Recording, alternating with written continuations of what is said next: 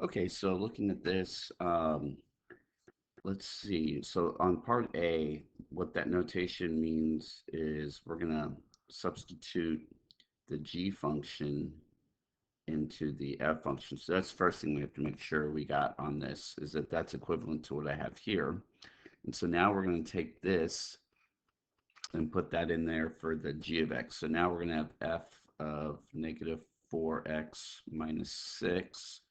And then now we're going to have to take that and substitute it into the f function here.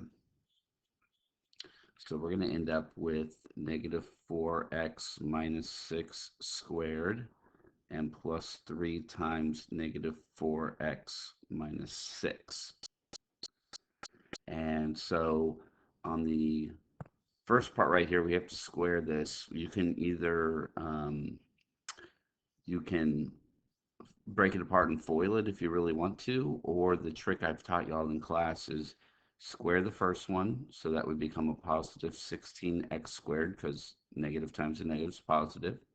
Then you multiply these two numbers together, which would be 24x, and then double it, so that'd be plus 48x, and then square the last one, which would be a plus 36.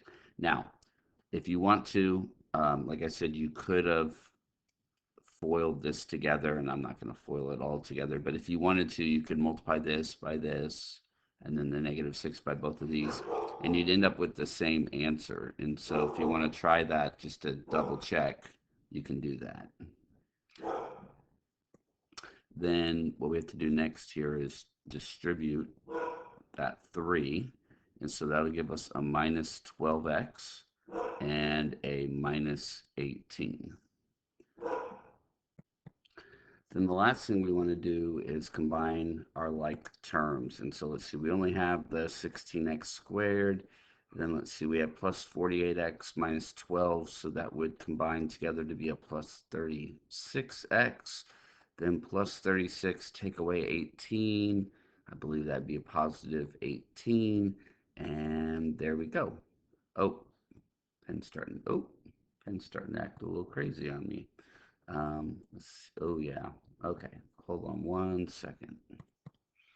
Okay, sorry, I had to restart the program. Sometimes it does that on me. So let's see. I said that was a plus 18. There we go. All right, so that's what we're looking at for the first one.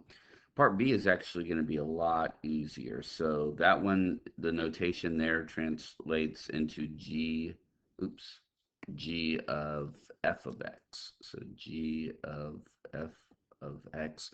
So the difference here is now we're going to take the f function and we're going to replace it there. So let's see, that would be g of x squared plus 3x. And then now we're going to replace it right there in that g function. So we're going to have negative 4 times, now in this case, we're going to replace it with the x squared plus 3x. And then don't forget about that minus 6 on the back right there. We don't want to forget about that.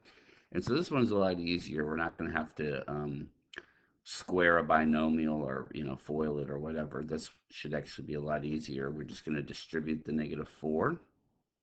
So we get negative 4x squared minus 12x. And then you have that minus 6 right there.